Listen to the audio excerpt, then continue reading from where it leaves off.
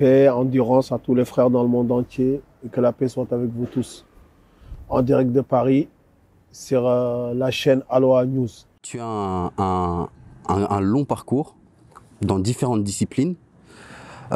Tu es arrivé en France en 92. Ouais, exactement. Est-ce que tu te souviens du jour où tu es arrivé en France, quand tu déposes tes affaires? Et est-ce que tu te dis, est-ce que ta mission, elle est déjà en tête? Ou est-ce que tu vas freestyler, on va dire? Non, je suis arrivé en France entre le 9 et le 11 septembre 1992. Non, quand je suis venu, c'était juste pour de la débrouillardise, continuer mes études, aider ma famille. Donc c'était ça qui était dans ma tête, par tous les moyens nécessaires. T'as fait quoi comme étude? J'ai fait un DUG de sciences qui n'a pas marché. Après, je suis parti en informatique faire une année spéciale qui n'a pas marché aussi. Et puis j'ai arrêté. Et pourquoi ça n'a pas marché? Faut dire que j'étais très pris par la recherche de l'argent. Ce qui a fait que parfois j'étais pas très assidu. Malgré que j'avais des excellentes notes. Et parfois, carrément, il y avait des jours d'examen où je ne me présentais pas. Mais je rappelle que je suis dans tout ce que je fais, je suis brillant en général. Donc j'étais un très bon élève. Un bon étudiant, un très bon élève. Est-ce que justement, en venant du Sénégal, en arrivant en France, est-ce que tu avais déjà conscience de cette difficulté en arrivant en France, de se dire, il faut que je fasse de l'argent et peut-être que mes études, mes aspirations d'études, etc., vont passer à la trappe à cause de cette nécessité-là? Non, il faut dire que la première année, je n'avais pas ce problème. C'est à partir de la deuxième année que j'ai eu ce souci. Donc, la fierté de ne pas demander à mes parents, surtout ma mère, de m'envoyer de l'argent, parce que c'est elle qui a financé ma première année, surtout mon billet, tout ça. La fierté de ne plus lui demander, c'est ça qui m'a poussé vraiment à délaisser les études. D'accord? Et puis, je savais qu'elle traversait une situation difficile. Donc, déjà, je ne voulais pas être un fardeau pour elle. Donc, c'est surtout ça qui m'a le plus poussé à chercher de l'argent désespérément. J'ai l'impression que la fierté, c'est un peu le mot qu'on peut, on va dire, coller à Ousmane Badara. C'est un des premiers mots qui viennent. Ouais, tu as absolument raison. La fierté, mais pas l'orgueil. Pas l'orgueil. C'est quoi la différence? La différence, c'est l'orgueil. C'est ce mauvais sentiment qui empoisonne ton âme, qui te fait croire que tu es supérieur à ton prochain. La fierté, c'est juste aimer mettre en valeur ce que tu es, sans penser que tu es supérieur à ton voisin ou à ton prochain. Mais si tu regardes bien, avant même que Rof fasse la fierté des nôtres, moi j'avais fait, dans Rime et Gloire 3, le premier titre, il s'appelle La fierté des Yarach. Et après lui, il est venu, il a fait la fierté des nôtres après. Donc le bordel de fierté, c'est moi le premier à l'avoir fait en France. C'est pas pour lui jeter la pierre, mais tout le monde peut aller voir. La fierté des Yarach, c'est moi je l'ai mis en premier. Qu'est-ce que ça signifie pour toi, la fierté, dans tout ce que tu entreprends? Ouais, représenter dignement, sans rentrer dans les stéréotypes ni les clichés, donner une bonne image de qui nous sommes et ne jamais tolérer l'irrespect. Voilà. Dans n'importe quelle parcelle de la terre et à n'importe quel instant.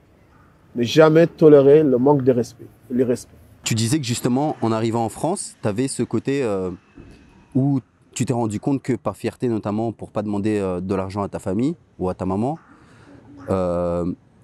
tu t'es débrouillé. Moi, je suis tombé sur un propos que Sean, justement, quelqu'un qui a une grande place dans ta vie, il disait que tu étais un hustler et que tu as commencé par vendre des canettes à Clignancourt. Pire même. J'ai tout fait, frère. J'ai tout fait pour être indépendant. D'accord? Donc, je pense que les canettes, ceux qui me l'ont appris, c'est les Pakistanais que vous voyez là, les hindous là que vous voyez dans la rue qui vendent les marrons là. J'allais dans un truc qu'on appelait, je pense, c'était à la Tour Eiffel. Il y avait un truc qui s'appelait Maison des Jeunes. On cherchait là-bas les travails.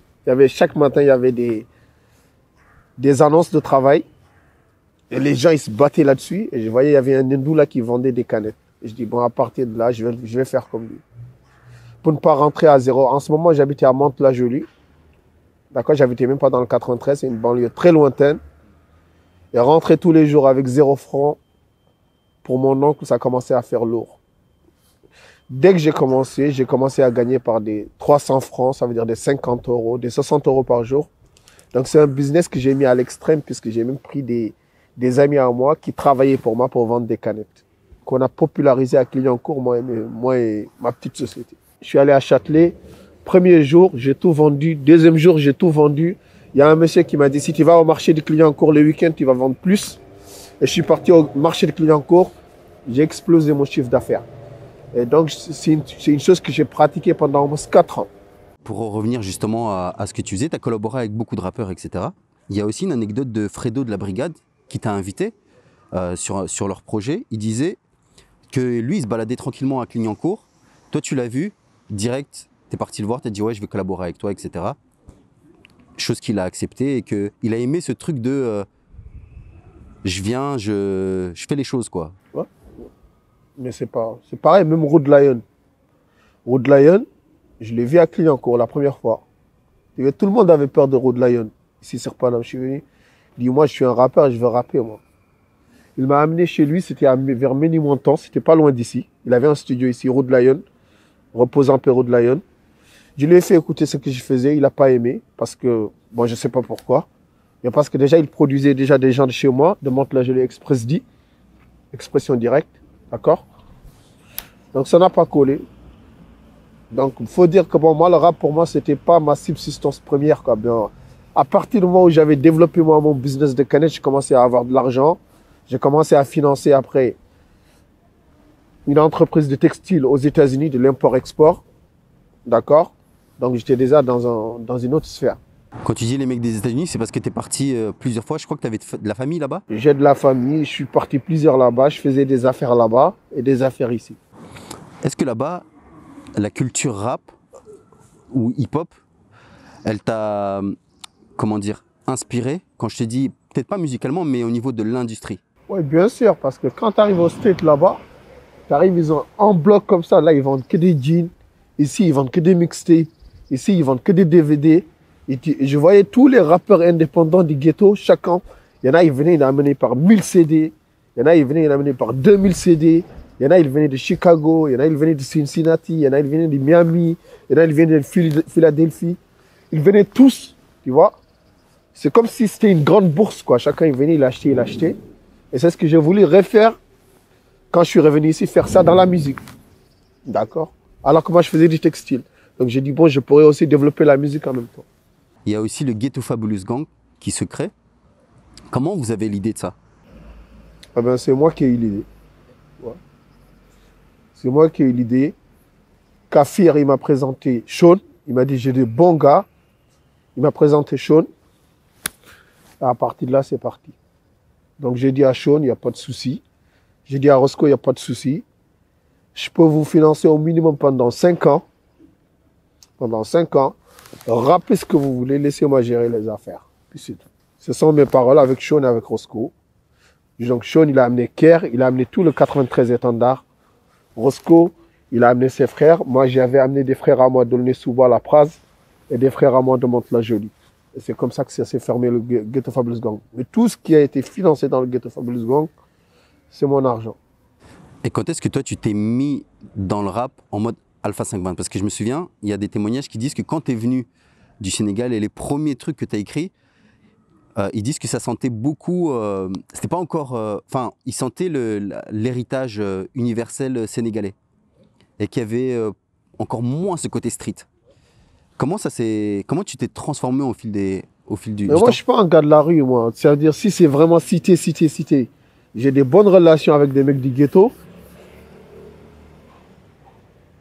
Comment on peut me définir? Moi, je définirais... Je viens de pire que la rue, moi. La rue, c'est rien pour moi. La rue, c'est ce qu'on appelle la rue, que ce soit ici, partout. Pour moi, je vais pas dire c'est un jardin, je m'en fous de la rue, moi. Je viens de pire que la rue, moi. Mais je connais, quand je suis venu, j'ai des bonnes relations avec des gens de la rue. D'accord? Ça veut dire, si je dis 93, moi, je suis pas né dans le 93. Mais Tous les petits du 93, ils se reconnaissent en moi. Parce qu'ils savent ce que j'ai fait. C'est tout. Je ne vais pas dire, moi, je suis un grand... J'ai jamais été un grand gangster. Mais je connais beaucoup de grands gangsters qui étaient autour de moi. Qui travaillent avec moi. Mais ils m'ont respecté parce qu'ils savent que je ne veux pas être comme eux. J'ai jamais voulu être comme eux.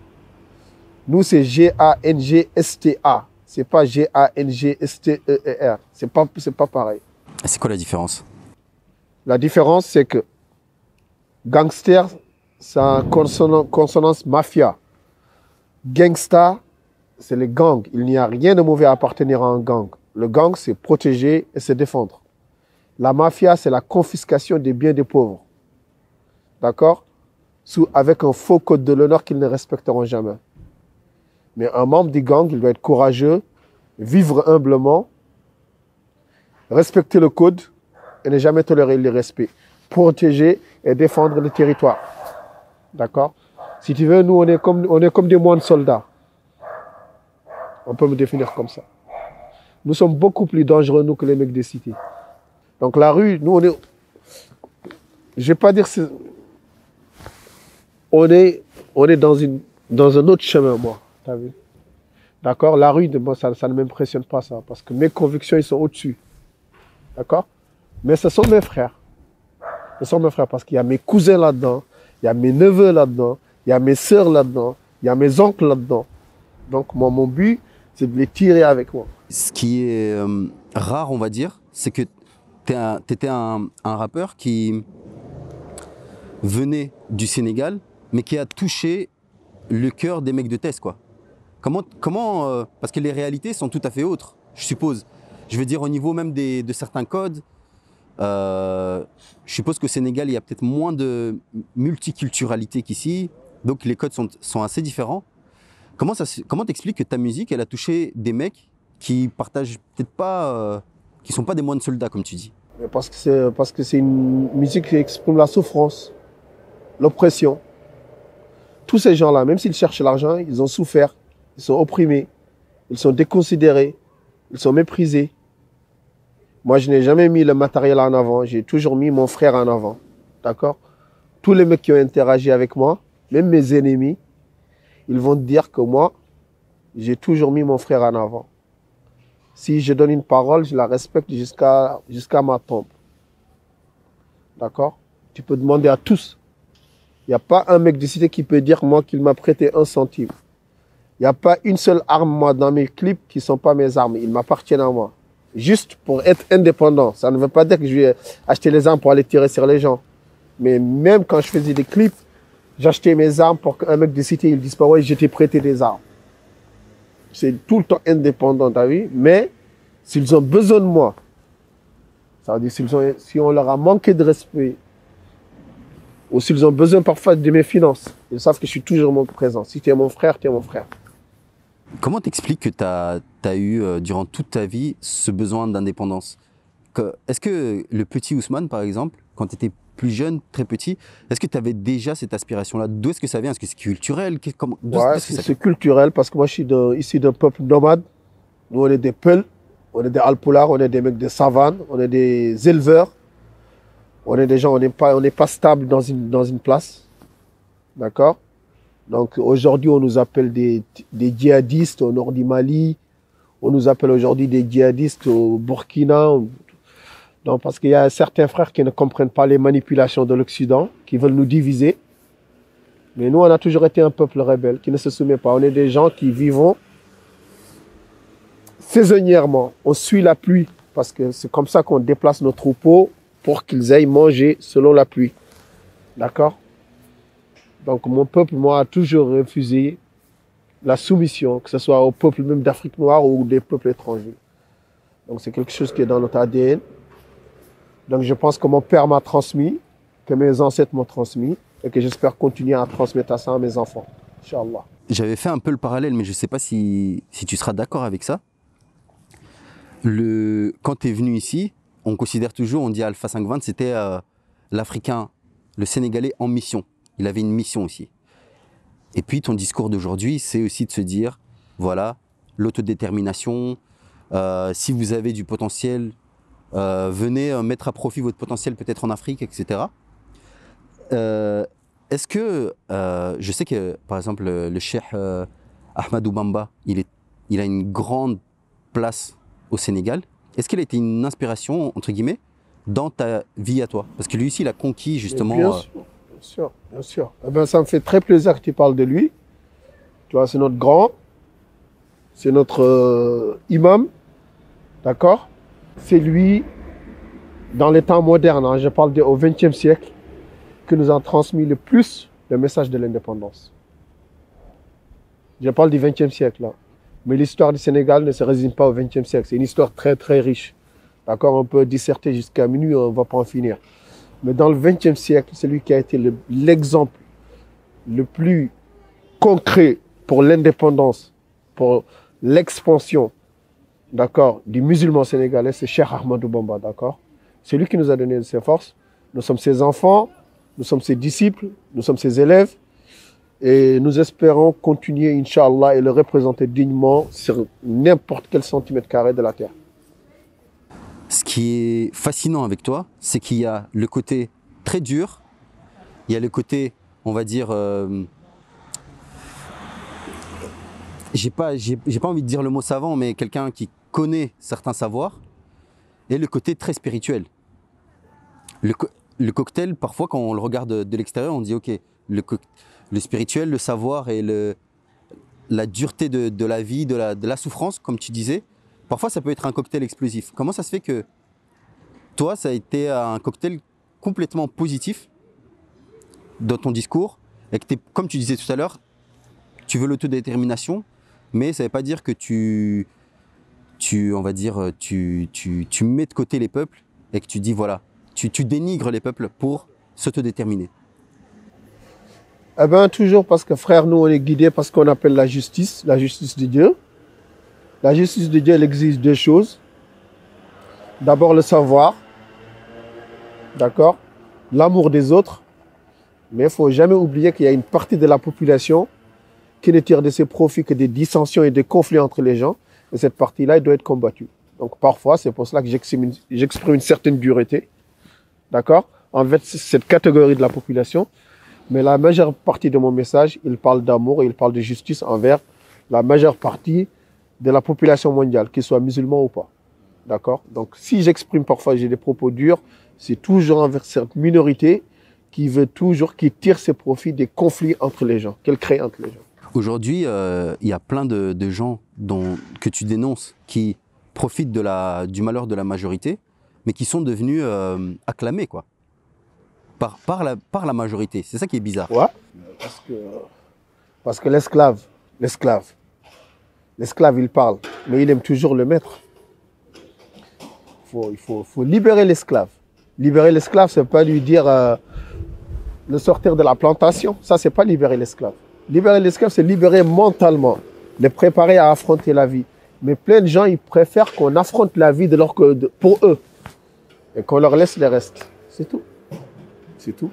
Donc, il faut libérer. Il y a plein de gens qui se contentent du très peu qu'ils ont, même s'ils sont opprimés, même si leurs enfants sont opprimés, même s'ils vivent dans l'indignité. Et le but, c'est de leur expliquer, non, ça, c'est pas normal.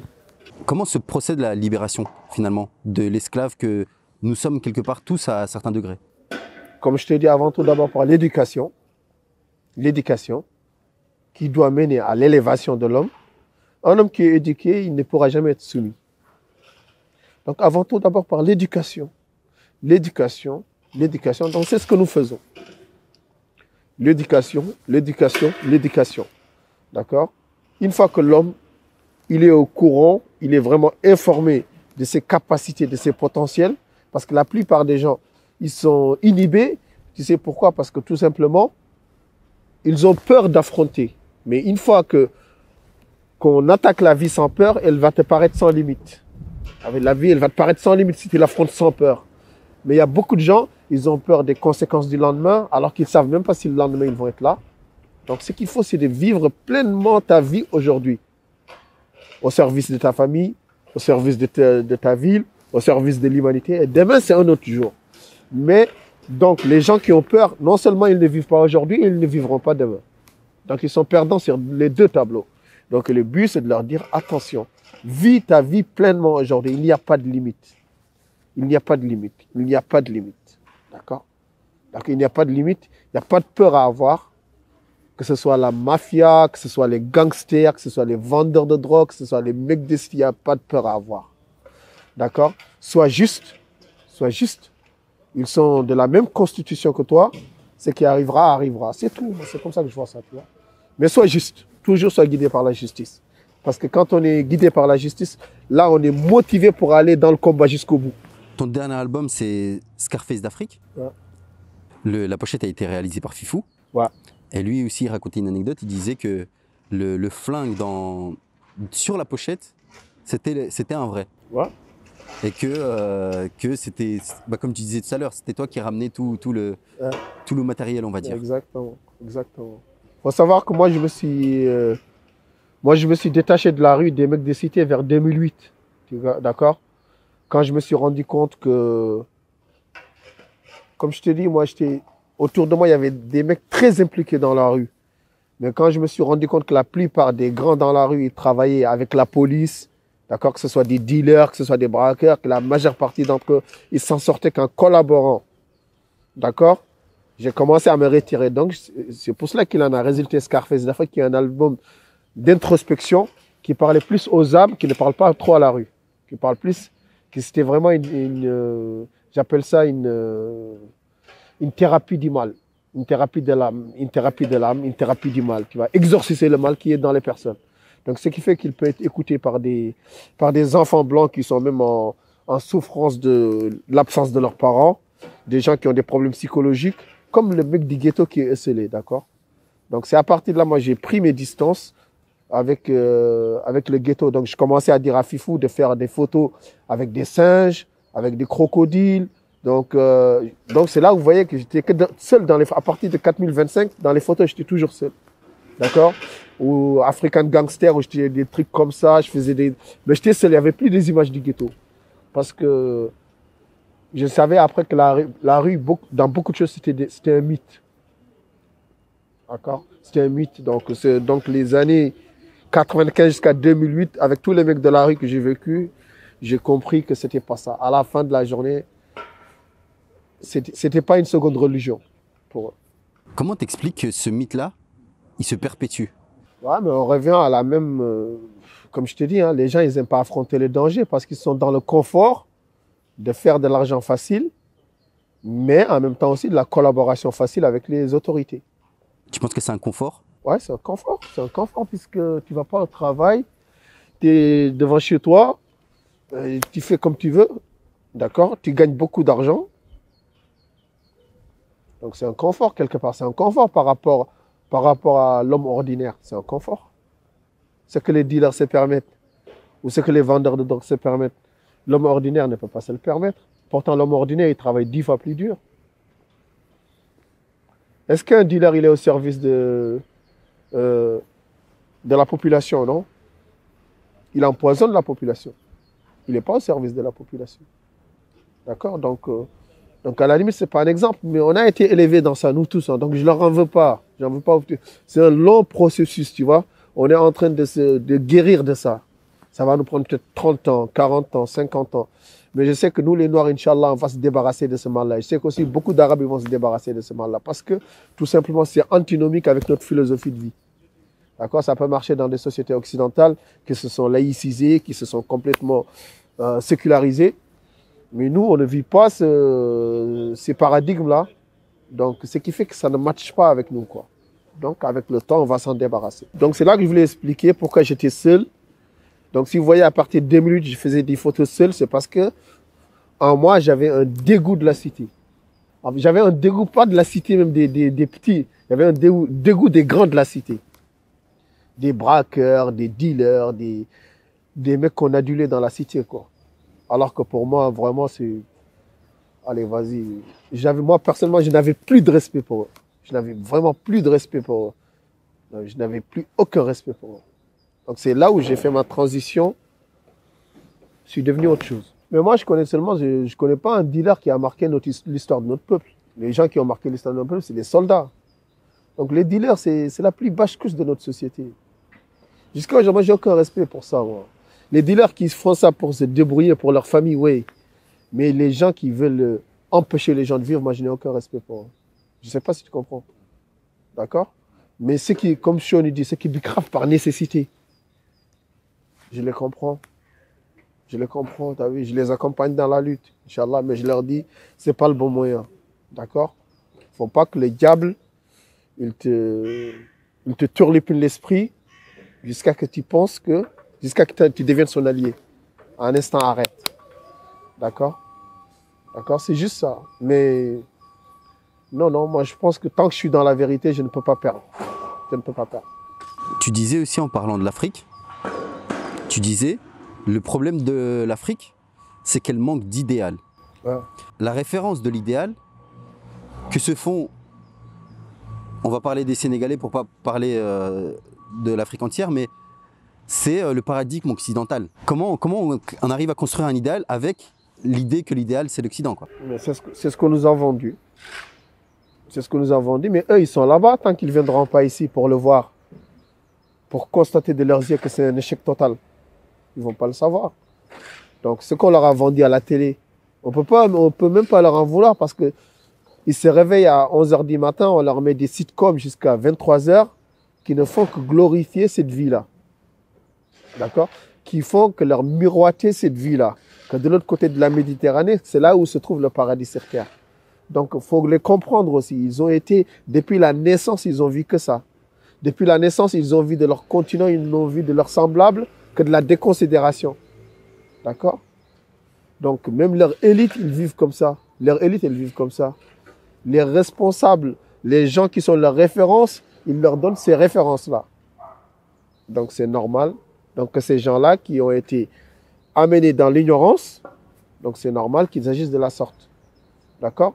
Mais l'idéal, si on revient à ce qu'on appelle, en tout cas, moi, ce que je veux dire par idéal, c'est la valeur qu'un peuple il se donne et la valeur qu'il ne compromettra jamais. Et ça ne peut pas être du matériel. Ça veut dire que c'est une estime que tu as pour toi, d'accord? Un respect que tu as pour toi, une valeur que tu donnes pour toi et que tu ne compromettras jamais. Et malheureusement, aujourd'hui, les Africains, ils ont perdu ça. Ils ont perdu ça. Pourquoi? Parce qu'ils sont dans la course vers le matériel. Ils veulent l'avoir, mais ils ne veulent pas l'être. Donc, il faut revenir vers l'être et l'avoir, il viendra. Est-ce que tu ne penses pas que c'est un problème mondialisé?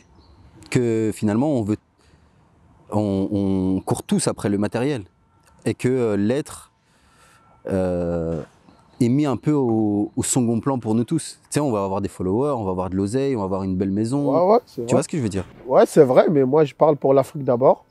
D'accord? Mais je peux comprendre encore un Occident parce qu'ils ont dépassé un certain stade. D'accord?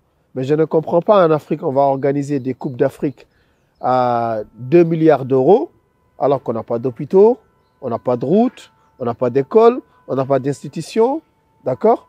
Ta femme, elle est enceinte, c'est à peine si elle ne veut pas mourir par faute de médicaments. D'accord? Je peux comprendre les Européens qui font des coupes parce qu'ils ont dépassé ce stade. Ils peuvent se permettre des loisirs. Le football, c'est du loisir. C'est du futile. Si on enlève le football, ça n'empêchera pas la société d'avancer. Mais si on enlève les médecins, si on enlève les maçons, si on enlève les plombiers, si on enlève les routes, si on enlève les médicaments, d'accord? Je ne parle pas des médicaments, ça veut dire la médecine en général. Mais la société, elle sera très, très, très mal. D'accord? Donc, il faut rappeler aux gens, le football, d'accord, c'est du loisir. C'est du loisir. Ce n'est pas une nécessité vitale. Voilà. Tu parlais des ingénieurs et de tous les métiers et tu disais que sans ça, la société ne fonctionnerait pas. J'ai été sur ton Instagram il n'y a pas longtemps et tu disais, avant d'être ingénieur, avant d'être ci, ça, etc., devenez d'abord des hommes. Alors, je voulais te poser la question, c'est quoi être un homme? Eh bien, l'idéal, ça veut dire, tu te donnes une valeur, tu dis, ça c'est ma valeur. Je n'accepterai jamais qu'un être humain, un animal, une chose, un élément de la nature transgresse cette valeur. C'est ça un idéal. Tout simplement ça. C'est pas compliqué un idéal. Ça veut dire c'est pas demain, on te propose une somme, tu baisses cette valeur. C'est ça un idéal. Et quand tu arrives à ce stade-là, Il y en a, ils vont t'aimer, il y en a, ils vont t'haïr, mais tout le monde te respectera. Parce qu'ils savent qu'il y a des stades où ils ne pourront pas te dépasser avec toi. Et c'est comme ça qu'un peuple, il survit. Si tu vas genre dans des peuples comme les Afghans, ils ont un idéal. Ils ont un idéal. Tu vois le frère Khabib, il a un idéal. Il a un idéal. Les gens, ils peuvent le critiquer sur d'autres, mais il a un idéal, il parle. Il parle toujours de l'islam, il parle toujours de sa fierté d'être un mec du Daghestan. Ça, c'est un idéal. Tu vois, les gens, ils voient ça comme un combat d'UFC entre lui et McGregor, mais non, c'est au-delà. C'est au-delà. Il donne déjà, en bottant le McGregor, l'orgueilleux, il redonne de la fierté à son peuple. Il fait exister son peuple, qui presque n'était pas connu sur le concert mondial. C'est ça, avoir un idéal. On note ses valeurs. À chaque fois, il parle de l'islam. Il n'a jamais honte. C'est ça, avoir un idéal. Tu viens dans le terrain des ennemis, mais tu exprimes qui tu es. Pas orgueilleusement, mais tu l'exprimes d'une manière respectueuse et tu ne bronches pas. C'est ça, avoir un idéal. D'ailleurs, hier, tu as posté quelque chose et j'aimerais que tu me l'expliques. Tu dis, à chaque fois qu'un noir prononce le mot raciste, qu'il sache qu'il est en train de renforcer l'autre camp. Ouais. Parce que ça veut dire qu'il est en train de s'apitoyer sur son sort. Donc, la stratégie de la bonne guerre, l'ennemi ne doit jamais savoir comment on doit l'attaquer et les moyens dont on dispose ni pour l'attaquer, ni nous pour nous défendre. Mais si tu commences à chaque fois, il y a des gens aujourd'hui, ils sont contents qu'on les appelle racistes. Ils sont fiers. Donc, quelque part, on est en train de flatter leur ego quand on leur dit ça. Ils disent, ah ouais, mais finalement, ta vie, ils se sentent quand même un peu... L'action que j'ai faite a eu de l'effet sur eux. Non, il faut mépriser cet acte-là. Okay? C'est pour cela que je dis, à chaque fois que vous dites à quelqu'un qu'il est raciste, sachez que vous êtes en train de flatter son ego. Parce que lui, déjà, il vit déjà dans le vice. Il vit dans le vice. Donc, celui qui vit... Normalement, ça devrait être honteux d'être raciste. D'accord? Mais lui, il en tire une fierté. Donc, à chaque fois que vous lui donnerez ces qualificatifs-là, il va se gonfler encore plus d'orgueil. D'accord? Et ça va lui donner encore envie de faire plus, même si devant vous, il ne le reconnaît pas. Mais secrètement en lui, il se reconforte. D'accord? Donc, faut le mépriser. Et faire ce que vous avez à faire. Faire ce que vous avez à faire. Et si des personnes te répondraient, nous, c'est notre manière de dénoncer. Si on ne fait pas ça, comment peut-on dénoncer? Dénoncer chez ton propre bourreau, c'est complètement inutile. Déjà, de un, c'est complètement inutile. Je te dis, ça le reconforte dans le fait d'être sous ton bourreau. De deux, c'est une expérience humaine, ça. C'est l'être humain même qui ne respecte pas le faible. En général, quelqu'un qui dénonce, il est considéré comme un faible. Il ne faut pas se mettre dans cette posture de faible parce que vous allez reconforter votre adversaire. D'accord? C'est une stratégie de guerre, ça. Comme j'ai dit, le mieux, c'est qu'il ne sache pas d'où vous venez. Quand quelqu'un il fait une action, mais que vous ne répondez pas à son action, il est dans le flou. Mais à partir du moment où vous répondez, il sait où vous vous situez. Et il sait le prochain pas qu'il va faire. La prochaine action qu'il devra faire. Mais si vous ne répondez pas, il est dans le flou. Il ne sait pas ce qu'il va faire. Est-ce qu'il doit continuer? Est-ce qu'il ne doit pas? Déjà, vous avez gagné la bataille parce que déjà, ce n'est pas lui qui mène la guerre. Ça veut dire, ce n'est pas lui qui appuie sur le bouton et vous répondez. Mais à partir du moment où vous répondez, à chaque fois, mais dans ce cas, c'est lui qui mène la guerre. Vous êtes sous sa télécommande. C'est ça que je suis en train de dire aux frères. Il ne faut pas les répondre. Il faut les laisser dans le noir absolu, dans le flou. Et quand vous voulez maintenant réagir, réagissez de là où ils ne s'y attendent pas. Et là, la victoire, elle sera éclatante. D'accord? Et là, il réfléchira 40 fois avant de le refaire. C'est ça que je veux dire. C'est juste ça. J'ai l'impression que tous les conseils que tu donnes et la manière dont que tu as envie que des actions se déploient, pour ton peuple notamment, tu me dis si je me trompe, mais c'est beaucoup tiré de la religion islamique. Ouais. Complètement. Eh bien, ça, je te dis complètement. Mais tu sais, la religion islamique, c'est que du bon sens. Hein. C'est que du bon sens. Hein. Du bon sens. Hein. C'est que du bon sens, frère. Mais si tu lis Machiavel, tu vas voir, c'est pareil. tu lis L'Art de la guerre, tu vas voir, c'est pareil. C'est que du bon sens, c'est que du bon sens, frère. Mais c'est vrai, moi, j'espère en tout cas que ma vie, le restant de ma vie, entièrement sera dédié à l'islam, d'accord, à ses valeurs, et pas que pour mon peuple, et le partage à l'humanité. Parce que si je travaille que pour mon peuple, je n'ai aucune valeur.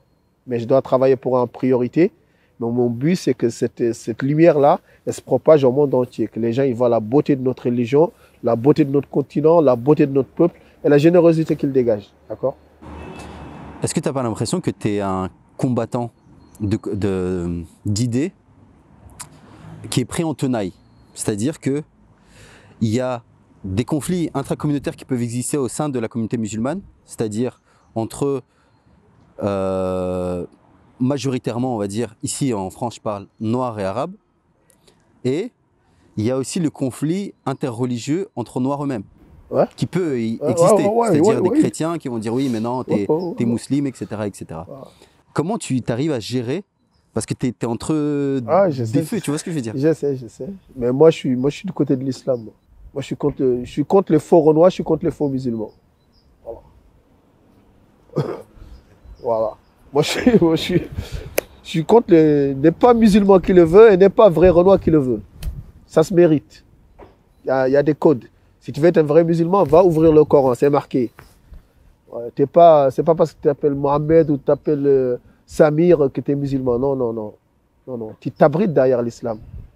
Et c'est pas parce que tu es né au Congo ou tu es né en Éthiopie ou tu es né que tu es un vrai renois. Non.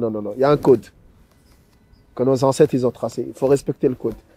Tu ne respectes pas, tu n'appartiens pas à la nation, ni d'islam, ni à la nation noire. Tu es un imposteur, d'accord?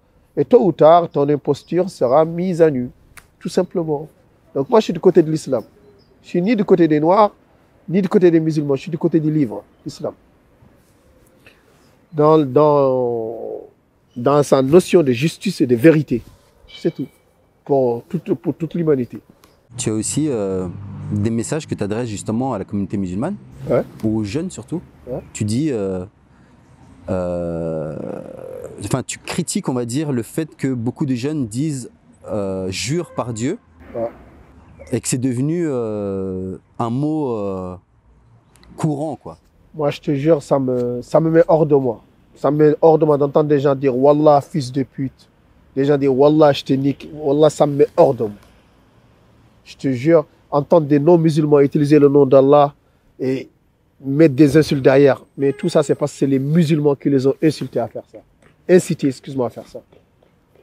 Wallah, vraiment, s'il y a une chose qui me met hors de moi, c'est que vraiment, on a désacralisé le mot de Dieu.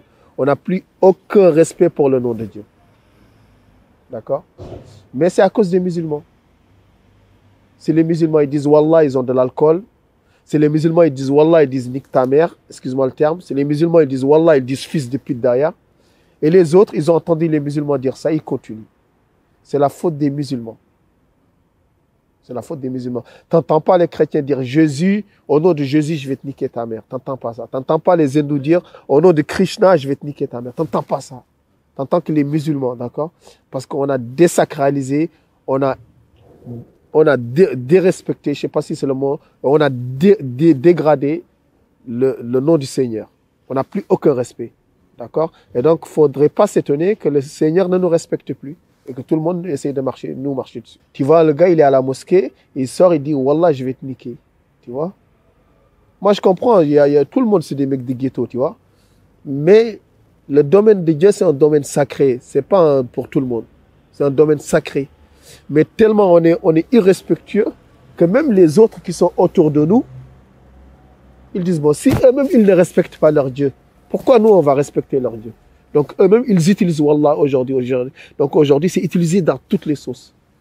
D'accord? Des influenceurs, des gens qui sont en train de boire de l'alcool, des gens qui sont en train de forniquer, des gens qui sont en train de se battre. Ça veut dire que c'est comme une pizza, quoi. Ça veut dire, on utilise aujourd'hui le nom de Dieu comme une sauce mayonnaise, quoi. Tu vois, c'est vraiment dégueulasse, c'est dégradant, c'est ignoble, c'est honteux. Mais tout ça, c'est de la responsabilité des musulmans. D'accord? Et si les musulmans ils voudraient que ça s'arrête, ça va s'arrêter. D'accord? Si les musulmans ils veulent que ça s'arrête, wallah, ça va s'arrêter. Tu parlais tout à l'heure du fait que la société française est devenue laïque et l'histoire de l'Europe a participé à une désacralisation justement de la religion, etc. Est-ce que tu as l'impression que l'islam, cette religion-là, est également en train de se désacraliser? En tout cas, les musulmans deviennent de moins en moins pratiquants et la religion devient culturelle. Ouais, mais l'islam, tu as vu, aujourd'hui, tu entends parler de l'islam des Lumières, l'islam de gauche, tu as même un truc, l'islam syncrétique, d'accord? C'est un mélange d'islam, de christianisme et du judaïsme. Mais l'islam, c'est pas une culture, c'est un acte de foi. L'islam, il respecte toutes les cultures. Il purge les cultures de ce qu'elles sont de nocives. Mais il respecte toutes les cultures, toutes les langues, d'accord? Toutes les nuances de culture, l'islam les respecte. Mais c'est un acte de foi, c'est pas une culture. Donc quiconque résume l'islam à mettre un kamis, à mettre un siwak, d'accord, à mettre une barbe, ça, ce n'est pas l'islam. L'islam, c'est quelque chose qui se vit intérieurement d'abord. Il faut le vivre vraiment foncièrement à l'intérieur. Et une fois que tu l'as vécu maintenant, ça va scintiller à l'extérieur comme une sorte vraiment de clémence, d'amour pour les autres. Mais aujourd'hui, les gens, ils cachent leur tare intérieur, d'accord? Leur tare intérieur, ils le cachent en se revêtant par un habit islamique, d'accord? Ça veut dire ce qu'ils ont de plus dégueulasse en eux. Ils ne veulent pas que les gens ils le voient. Et pour le cacher, ils mettent un habit islamique pour avoir une apparence de religion. D'accord? Mais bon, ça existait depuis le temps du prophète, ça. Et le prophète, le Coran, le prophète Mohammed paix et salut sur lui, le Coran, nous ont toujours averti de cette catégorie de population. Mais seulement aujourd'hui, elle devient presque la majorité, quoi, dans certaines sociétés. Donc, il faut faire très attention. Allez, que la paix soit avec vous. Donc, en tout cas, merci de vous être déplacés jusqu'ici. D'accord? Et je salue tous les frères sincères et je leur dis que c'est un combat très très très long, d'accord, mais ça en vaut la peine parce que chaque minute, chaque seconde, on en récolte les fruits.